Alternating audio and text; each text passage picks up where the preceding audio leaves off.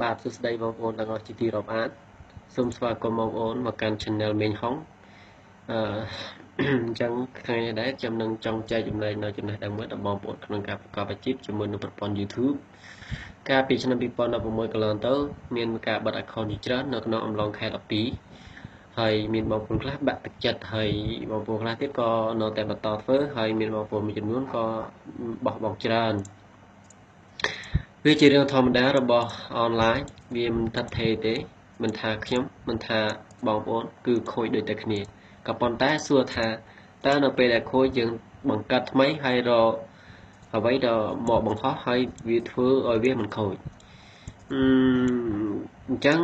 យើងគួរតែបង្កើតវីដេអូដល់ខ្លួនឯងទោះជាវីដេអូនឹងល្អក្តីមិនល្អក្តីក៏យើងគួរតែបង្កើតដល់ខ្លួនឯង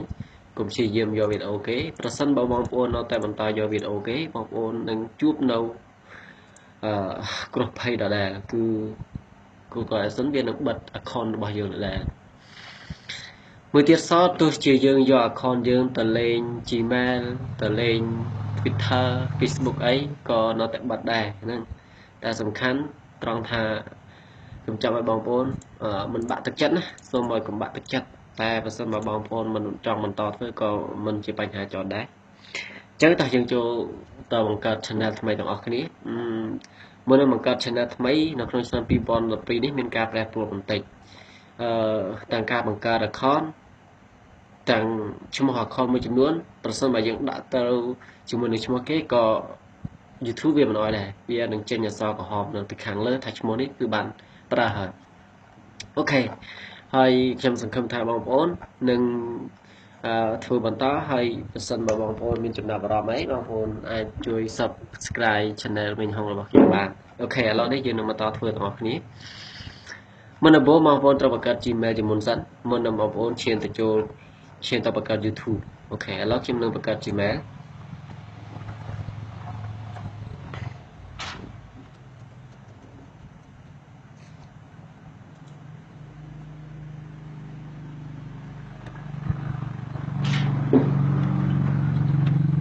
អូខេ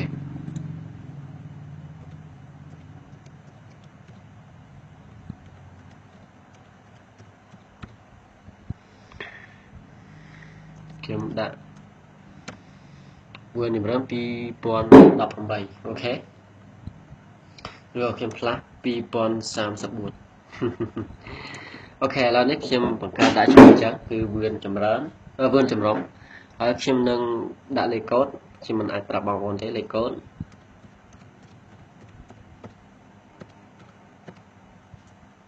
តោះ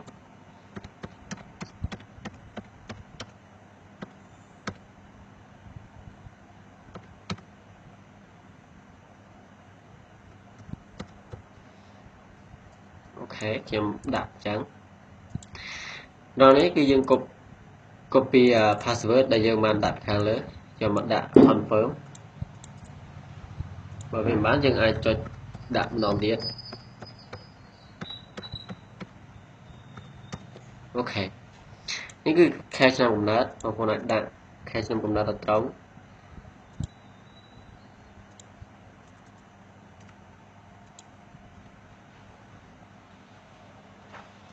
អូខេ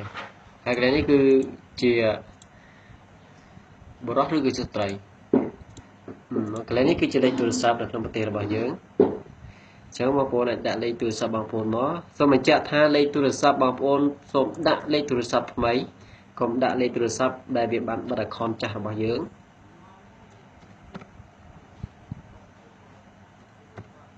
អូខេហើយកន្លែងនេះយើងមិនបាច់ដាក់អីទេនេះគឺកម្ពុជាត្រូវហើយបន្ទាប់មកយើងមើលខាងលើហើយនឹងខាងក្រោមគឺអស់ហើយអញ្ចឹងយើងគ្រាន់តែចុច next step អូខេវាឲ្យ remember តែខ្ញុំមិន remember ទេ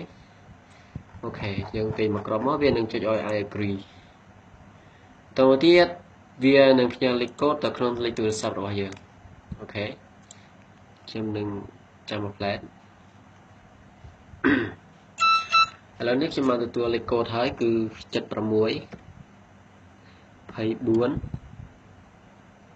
65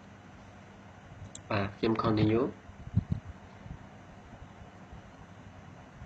បាទឥឡូវនេះខ្ញុំបង្កើតបាន Gmail មួយហើយអញ្ចឹងនៅពេលដែលខ្ញុំបង្កើតបាន Gmail ដូច្នេះហើយគឺខ្ញុំខ្ជិលយកទៅលេងយ៉ាងច្រើនគឺខ្ញុំយកទៅបង្កើត YouTube តែម្ដងព្រោះខ្ញុំគិតថាទោះបីជាយើងបង្កើតហើយយើងយកទៅលេងអីក៏វានៅតែខូចដែរប្រសិនបើយើងនៅតែបន្ត copy វីដេអូរបស់គេអូខេអញ្ចឹងវានឹងចូលទៅ Gmail របស់ខ្ញុំបាននេះគឺជាទម្រង់បែបបទរបស់ Gmail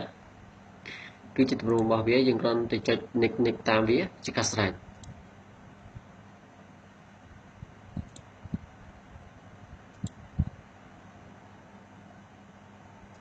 អូខេអញ្ចឹងកន្លែងនេះបងប្អូនចុចក៏បានអត់ក៏បានដែរ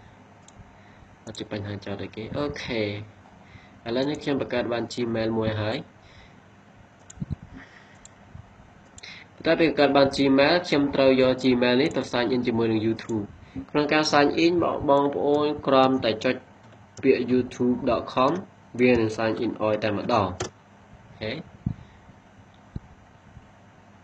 ពេលដែលយើងចុច YouTube ចេះហើយយើងគ្រាន់ចុចលើពាក្យ sign in Gmail របស់យើងវានឹងចូលទៅក្នុង YouTube តែម្ដងដោយសារតែយើងបង្កើតបាទអូខេឥឡូវនេះយើងបានចុះឈ្មោះជាមួយនឹង YouTube ហើយទោះបីជាយើងបានចុះឈ្មោះក៏ពិតមែនប៉ុន្តែវាមានជំរឿនឲ្យយើងក្នុងការបង្កើត channel ដាក់ឈ្មោះ channel តើ channel អីដែលយើងចង់ដាក់គឺអញ្ចឹងបងប្អូនអាចចុចលើនេះមួយហើយបងប្អូនចុចយកពាក្យលើនេះមួយបងប្អូនចុចយកពាក្យ creator ឬក៏បងប្អូនចុចលើសញ្ញានេះក៏បានដែរអូខេតើមកទៀតបងប្អូនអាចបង្កើត create a new channel អូខេនៅត្រង់កន្លែងនេះគឺជាឈ្មោះរបស់យើងបងប្អូនអាចដាក់ឈ្មោះពេញចិត្តណាមួយដែលបងប្អូនចង់ដាក់ហើយកន្លែងនេះគឺជា user business ហៅថា brand account តែពីមុនមានកន្លែងហ្នឹងគឺជាពេលដែលយើងចុចមកដល់កន្លែងនេះគឺវាឲ្យជ្រើសរើសមាន order មាន entertainment មាន technology ប៉ុន្តែឥឡូវវាមិនឲ្យជ្រើសរើសទេគឺវាដាក់ brand account តែម្ដងអញ្ចឹងខ្ញុំជិះចុចហើយខ្ញុំលើអ្វីទាំងអស់ខ្ញុំដាក់ create channel តែម្ដងអូខេឥឡូវនេះខ្ញុំបានបង្កើតបានហើយអញ្ចឹងខ្ញុំនឹងអាប់ឡូតវីដេអូមួយវីដេអូហ្នឹងគឺខ្លីទេគឺខ្ញុំថតលេងប៉ុណ្ណោះបងប្អូនកុំមើលអីណាប្រសិនបើបងប្អូនមើលកុំជេរខ្ញុំបានព្រោះខ្ញុំពិតជាថតលេងទេនេះអញ្ចឹងខ្ញុំចាប់ទេងចូលមកដាក់ខ្ញុំអញ្ចឹងខ្ញុំដាក់ថា record my mind អូខេអញ្ចឹងចាំវាមកដែរអញ្ចឹងខ្ញុំនឹងបិទចុច stop វាសិនបន្តមកខ្ញុំនឹងបន្តទៀតបាទឥឡូវយើងបន្តទៀតឥឡូវនេះគឺវាដានហើយអញ្ចឹងខ្ញុំនឹងបន្តទៀតអញ្ចឹងខ្ញុំចុច public តើចុច public ខ្ញុំចុចលើ creator ហើយខ្ញុំចុចទៅមើល video manager គឺវាអត់ទាន់ចេញជាដុល្លារទេណាគឺវាអត់ទាន់ចេញជាដុល្លារទេដោយសារយើងអត់បានបដូរប្រទេសគឺយើងត្រូវបដូរប្រទេសដើម្បីឲ្យshare វីដេអូនេះគឺវាចេញជាដុល្លារបានលុយណាអញ្ចឹងយើងចុចលើពាក្យ channel បន្តមកយើងចុចលើពាក្យ channel មកបងប្អូនហើយលេខនេះគឺវាឲ្យ verify ជាមួយនឹងលេខទូរស័ព្ទអញ្ចឹងខ្ញុំនឹង verify លេខទូរស័ព្ទខ្ញុំដែរ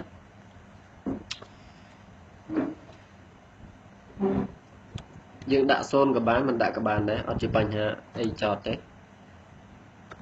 យើងចង់ដាក់តែ88ក៏បានបើយើងដាក់លេខ0ក៏វាមានជាបញ្ហាចោតទេអូខេឥឡូវខ្ញុំបានផ្ញើដល់ Google ដល់ទៀត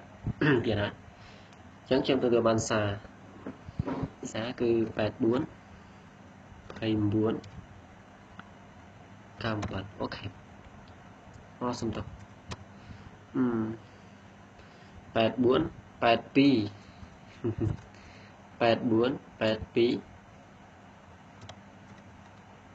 97អញ្ចឹងខ្ញុំចុច submit ខ្ញុំគាត់ចុច continue អូខេឥឡូវនេះយើងបាន verify ហើយក៏ប៉ុន្តែវីដេអូគឺនៅតែមិនទាន់ចេញជាដុល្លារដដែលណាគឺអត់ទាន់ចេញជាដុល្លារទេអញ្ចឹងយើងចុចពាក្យ channel ទៀតមក បន្តមកទៀតបងប្អូនសូមចុចយកពាក្យ advance នេះត្រង់កន្លែងនេះគឺចុចយកពាក្យ advance ហើយបងប្អូនជ្រើសយកប្រទេសណាក៏បានដែរថៃអាល្លឺម៉ង់អង់គ្លេសគឺបានទាំងអស់អញ្ចឹងខ្ញុំយក United States តែម្ដងហើយត្រង់កន្លែងនេះគឺ special keyword មានន័យថាគឺជា channel keyword អញ្ចឹងយើងអាច copy ឈ្មោះរបស់យើងយកមកដាក់ក៏បានដែរអូខេអញ្ចឹងខ្ញុំចុច Omicron ហើយខ្ញុំ save បើសិនបើលឿនពេកបងប្អូនកុំថាអីណាអូខេបន្ទាប់ពីយើងបង្កើតបានប៉ុណ្ណេះហើយគឺវីដេអូរបស់យើងក៏នៅតែមិនទាន់ចេញជាដុល្លារដែរដោយសារយើងមិនទាន់បានបំពេញបែបបទវាអញ្ចឹងខ្ញុំចុចយកពាក្យ channel បន្ទាប់ពីខ្ញុំយកពាក្យ channel ហើយសូមបងប្អូនចុចយកពាក្យ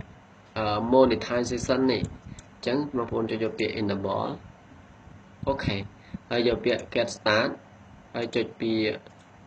tick ទាំង3នេះគឺជា policy របស់ YouTube បងមកមានពេលអាច copy ទុកមើលបានហើយខ្ញុំចុចយកពាក្យ accept តែម្ដង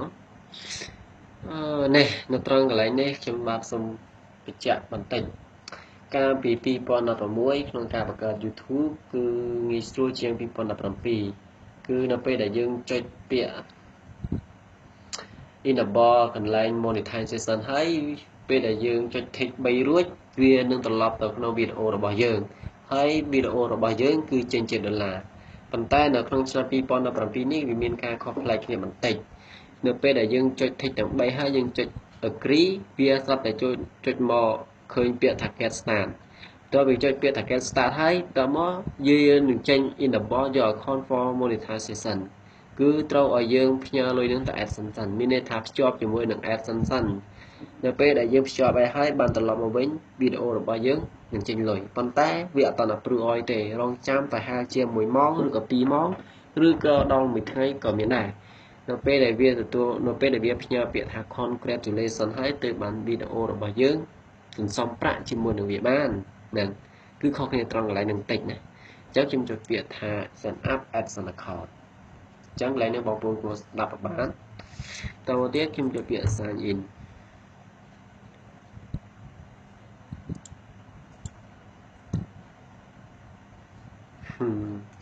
អូខេតើវាចុចពាក្យ sign in ហើយបងប្អូនសូមយកពាក្យថា save and continue នេះគឺវាចេញមកដល់កន្លែងយើងត្រូវដាក់តាក់ញៀនប័ណ្ណហើយជាមួយនឹងអាស័យដ្ឋានរបស់យើងអញ្ចឹងនៅដល់កន្លែងនេះបងប្អូនមិនអាចចេះទៅដាក់បានទេបងប្អូនត្រូវដាក់ឲ្យត្រូវជាមួយនឹងអាស័យដ្ឋានដែលបងប្អូនកំពុងរស់នៅអញ្ចឹងកន្លែងនេះគឺជា select your time អញ្ចឹងយើងត្រូវ select យកម៉ោងនៅក្នុងប្រទេសកម្ពុជារបស់យើងបងប្អូនអាចអូសមកក្រមមកបងប្អូននឹងឃើញពាក្យថាភ្នំពេញអូខេនៅត្រង់កន្លែងនេះវាជាអាស័យដ្ឋាន address ដែលយើងកំពុងរស់នៅសប្តាហ៍ថ្ងៃកន្លែងនេះជាកន្លែងសំខាន់ណាបងប្អូនត្រូវបំពេញឲ្យត្រូវអញ្ចឹងខ្ញុំមាន page មួយសម្រាប់បងប្អូនក្នុងការយកអាស័យដ្ឋានអញ្ចឹងយើងបើក file ទាំងអស់គ្នាមកបងប្អូនបាទក៏Google មួយមកអូខេអញ្ចឹងបើសិនបើបងប្អូននៅក្នុងទីក្រុងភ្នំពេញបងប្អូនត្រូវវាយពាក្យថាភ្នំពេញ Yellow Page តែខ្ញុំបាននៅក្នុងខេត្តសៀមរាបអញ្ចឹងខ្ញុំវាយសៀមរាប Yellow Page អូខេនេះគឺជាអាស័យដ្ឋានបងប្អូននៅខេត្តណាអាចដាក់ខេត្តហ្នឹងមកវានឹងជាអាស័យដ្ឋានឲ្យតែម្ដងឥឡូវនេះខ្ញុំចុចយក page សៀមរាប Yellow Page អូខេមិនទេគឺ page ខូចអស់ហើយនៅមានខាងក្រោមរបស់វាបងប្អូនអាចជ្រើសរើសបានpage Yellow Page នេះគឺកាលពីមុនរស់ស្រួលមែនតើក្នុងការជ្រើសរើសអាស័យដ្ឋានតែឥឡូវនេះគឺពិបាកខ្លាំងមែនតើក្នុងការយកអាស័យដ្ឋានពីវាអូខេឥឡូវបងប្អូនជ្រើសរើសទៅអញ្ចឹងខ្ញុំជ្រើសរើសអាស័យដ្ឋានរបស់ខ្ញុំគឺនៅសង្កាត់ស្លក្រាមអញ្ចឹងខ្ញុំចុចលើកមួយអូខេ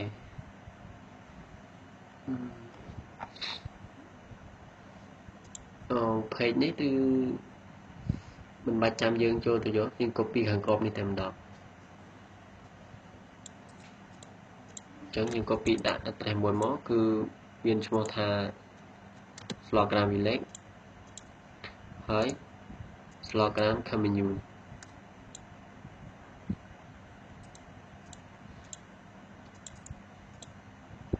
តើមកគឺសៀមរាប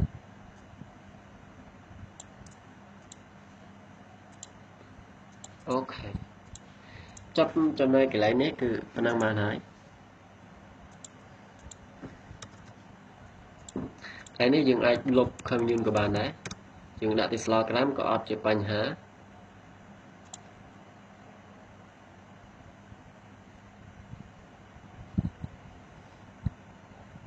អូខេចឹងខ្ញុំសូមផ្លាស់ខ្ញុំសូមដាក់កន្លែងនេះហើយត្រង់កន្លែងនេះខ្ញុំដាក់ថាសងកាត់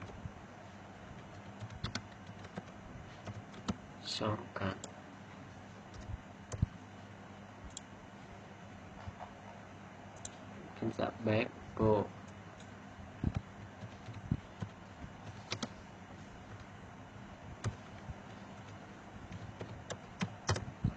មិនថាខ្ញុំចេះសង្កាត់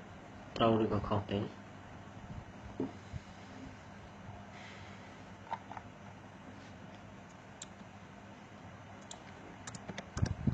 ចាំបងប្អូនត្រូវព្យាយាមសរសេរឲ្យត្រូវអូខេនេះគឺសង្កាត់ slogram ត្រូវហើយ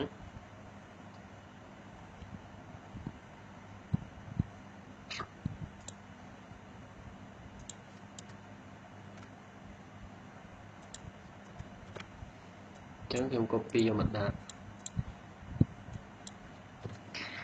អូខេត្រង់កន្លែងនេះគឺសង្កាត់ slogram ហើយកន្លែងនេះគឺ postcode មានថាជាលេខកូដនៅក្នុងប្រទេសកម្ពុជារបស់យើងប៉ុន្តែបើយើងយកសង្កាត់ slogram អញ្ចឹងលេខកូដ postcode នេះក៏យើងត្រូវយកសង្កាត់ slogram ដែរអញ្ចឹងខ្ញុំវាយសៀមរាប postcode អូខេបន្ទាប់មកខ្ញុំចុចលើពាក្យ postcode សៀមរាប of Cambodia ចាំមកខ្ញុំចុចយកពាក្យសៀមរាបបន្តមកទៀតវានឹងចេញសាលា slogram សាលាកម្រើក slogram អូខេនេះគឺវាចេញឲ្យតែម្ដង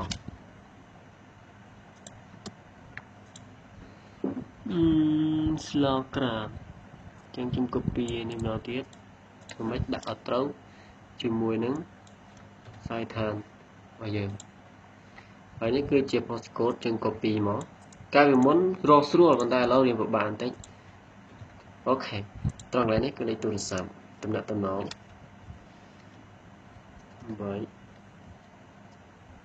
8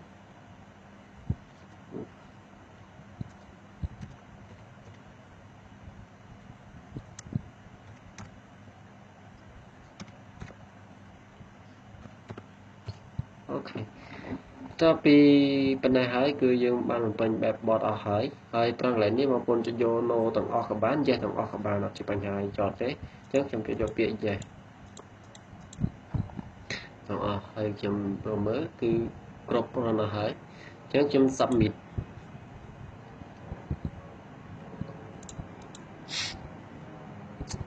អូខេនេះគឺជា policy របស់ Google AdSense យើងមិនបាច់មើលអីច្រើនទេជាគ្រាន់តែចុច yes ហើយយកពាក្យ accept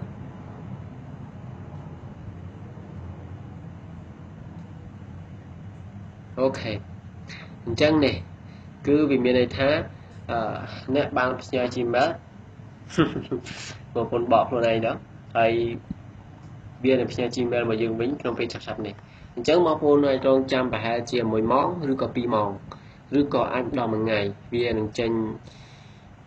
ពាក្យថា congratulation ពេលដែលយើងទទួលបានពាក្យ congratulation ហើយវានឹងឲ្យយើងរកស៊ីជាមួយនឹង YouTube បានហើយអូខេអញ្ចឹងខ្ញុំចុចលើពាក្យនេះហើយខ្ញុំចុចយកពាក្យនេះអូខេខ្ញុំសាកចុចម្ដងទៀតខ្ញុំចុចលើនេះ គឺវាអត់ទាន់ទេអូខេអត់ជាបញ្ហាចោតអីទេត្រង់កន្លែងនេះគឺវាអត់ទាន់ចេញលុយទេហើយខ្ញុំធ្វើដោយសារតែវាខ្ញុំធ្វើគឺខ្ញុំត្រូវការចុច enable ម្ដងទៀតប៉ុន្តែកន្លែងនេះគឺដូចខ្ញុំបានប្រាប់ពីខាងមុនអញ្ចឹងគឺវាមានការខុសប្លែកពីឆ្នាំ2016កន្លងទៅប្រហែលជាឆ្នាំ2017នេះ YouTube វារត់មិនតាន់ខ្លាំងហើយកន្លែងនេះខ្ញុំនឹងតវីដេអូខាងក្រោយទៀតខ្ញុំនឹងប្រាប់បងប្អូនថា monetize លុយចេញជាដុល្លារយ៉ាងម៉េចអញ្ចឹងខ្ញុំបិទសិនហើយបងប្អូនអាចចូលមក channel របស់ខ្ញុំបានដែលមានឈ្មោះថាមេងហុងហើយសង្ឃឹមថាបងប្អូននឹងជួយ subscribe channel របស់ខ្ញុំបាទមេងហុងនេះក៏ជា channel របស់ខ្ញុំបានដែរគឺប៉ុន្តែ channel នេះប្រហែលជាខ្ញុំមិនតាន់រកស៊ីទេប៉ុន្តែ channel មួយដែលមានឈ្មោះថាមេងហុងក៏គឺជា channel ដែលខ្ញុំធ្វើដើម្បី upload វីដេអូដល់ខ្លួនរបស់ខ្ញុំបាទនឹងតែម្ដងអញ្ចឹងជូនពរបងប្អូនសំណាងល្អក្នុងការប្រកបអាជីពជាមួយនឹងប្រព័ន្ធ YouTube ហើយកុំភ្លេចចូលមក channel របស់ខ្ញុំបាទនៅភាគទី2ជាមួយនឹងភាគ monetize កន្លែងនេះជាមួយនឹង monetize វីដេអូហើយនឹងទទួលរងចាំសារពី YouTube សំទោសពី Google AdSense នៅពាក្យថា congratulation អូខេអញ្ចឹងវីដេអូនេះទៅប៉ុណ្ណេះសូមជូនពរបងប្អូនសុខភាពល្អអរគុណច្រើនបាយបាយបាទសួស្តីបងប្អូនទាំងអស់ជាទីគោរពសូមស្វាគមន៍មកកាន់ channel មេងហុងដល់នេះយើងនឹងបន្តភាគទាំងអស់គ្នាទៀតកាលពីវគ្គមុនខ្ញុំបានបង្កើត Gmail ភ្ជាប់ជាមួយនឹង YouTube ហើយ connect ទៅ Google AdSense ឥឡូវនេះយើងនឹងបន្តមកទាំងអស់គ្នាអញ្ចឹងខ្ញុំបានទទួលសារហើយគឺនេះគឺ apply របស់ Google AdSense គឺពាក្យថា congratulation នៅពេលដែលយើងទទួលបានសារបែបនេះគឺអ្វីៗយើងអាចរកស៊ីជាមួយនឹង AdSense បានហើយជាមួយនឹង YouTube ប៉ុន្តែអ្វីដែលសំខាន់គឺយើងនៅ step មួយទៀតនេះសូម្បីតែវាក៏បានផ្ញើសារមកឲ្យយើងដែរថា final step to earn money អញ្ចឹងយើងនៅ step ទាំងអស់គ្នាអញ្ចឹងយើងអនុវត្តទាំងអស់គ្នាដើម្បីធ្វើឲ្យវីដេអូដែលមិនតាន់ចេញជាដុល្លារទៅជាដុល្លារអញ្ចឹងខ្ញុំចុចលើពាក្យនេះមកហើយយកពាក្យថា creator អូខេអញ្ចឹងយកពាក្យ video manager នេះគឺវាតាន់ចេញជាដុល្លារទេអញ្ចឹងនេះយើងទៅអនុវត្តទាំងអស់គ្នាគឺបងប្អូនចុចត្រង់វីដេអូទាំងមកតើមកបងប្អូនចុចយកពាក្យ monetization ហើយចុច monetize ចាំវា plan អូខេវាកំពុងតែដើរហើយយ៉ាសូមចុចមើលអូខេឥឡូវនេះវាចេញជាដុល្លារហើយយើងចង់ដឹងថាវាពិតជាឲ្យយើងមែនឬមិនមែនគឺបងប្អូនបើក file មួយមកតបមកទៀតបងប្អូនវាយពាក្យថា www.google.com/adsense អូខេចាំបងប្អូន enter មកតើមកយើងចុចទៅមើល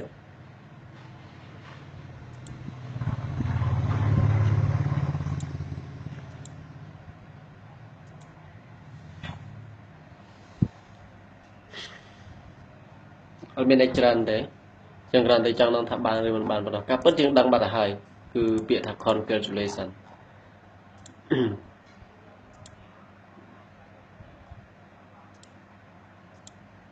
អូខេការពិតយើងដឹងអូខេនេះគឺជា AdSense គឺជាហូបរបស់ AdSense អូខេឥឡូវនេះគឺបានហើយអញ្ចឹងបងប្អូនព្យាយាមបង្ហោះវីដេអូរបស់បងប្អូនធ្វើបែបហ្នឹងគឺបានហើយគឺអត់មានជាបញ្ហាអីចោតទេហើយយើងចុចមកមើលគឺ enable ឲ្យទាំងអស់អត់មានបញ្ហាទេកាលពីមុនគឺកន្លែងនេះគឺមានតាន់ចេញជាពណ៌លឿងចេះទេគឺចេញជាពណ៌ក្រហមមានន័យថាយើងមិនអាចប្រកបអាជីពជាមួយនឹង AdSense បានទេប៉ុន្តែដល់ពេលវាផ្ញើសារឲ្យយើងថា congratulation មានន័យថាយើងបានចុះឈ្មោះជាមួយវារួចរាល់ហើយវា approve ឲ្យយើងគឺកន្លែងនេះគឺបាត់តែម្ដងហើយ monetize កន្លែងដែលយើងផ្ញើលេខនេះក៏គឺ video are not នេះគឺបានសពគ្រប់អស់ហើយអូខេចាំវីដេអូនេះទៅប៉ុណ្ណេះសង្ឃឹមថាបងប្អូននឹងជួយគាំទ្រខ្ញុំបាទមិញហុងសូមជម្រាបលា